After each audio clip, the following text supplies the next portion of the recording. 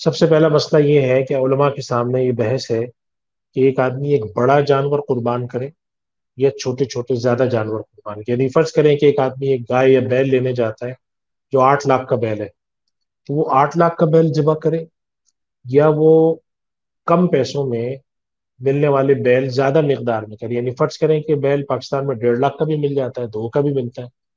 تو اگر ایک آدمی 8 لاکھ کا ایک بیل کر رہا ہے، اس کے مقابلے میں وہ 2 لاکھ والے 4 بیل کرے، یا 1.5 لاکھ والے 5 یا 6 بیل کرے، تو وہ زیادہ اچھا ہے یا 8 لاکھ کا بیل کرنا زیادہ اچھا ہے؟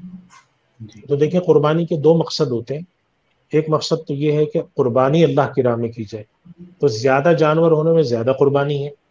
اور دوسرا مقصد یہ ہوتا ہے کہ جو گوشت آتا ہے وہ کچھ خود رکھا جائے، کچھ مستحقین میں تقسیم کر دیا جائے.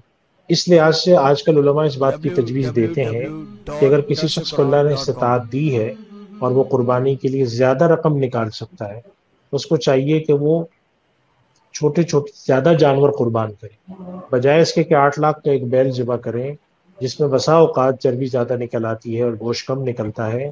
اس کے مقابلے میں ہم 2 لاکھ کے 4 جانور ذبح کر لیں یا 1.5 لاکھ کے 6 جانور ذبح کریں، تو اس میں قربانیاں بھی زیادہ ہو رہی ہیں، 6 جانور اللہ کی راہ میں قربان ہو رہے ہیں.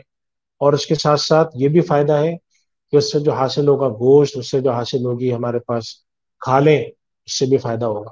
تو بعض علماء کی ترجیح یہ ہے کہ وہ اس رائے کو پسند کرتے ہیں. میں سمجھتا ہوں کہ اس رائے میں کافی وزن ہے کہ بجائے ہم بہت بڑا جانور مہنگا ذبح کریں، ہمیں چاہیے کہ ہم زیادہ جانور ذبح کریں، اور چاہے پیسے اتنے ہی رکھیں.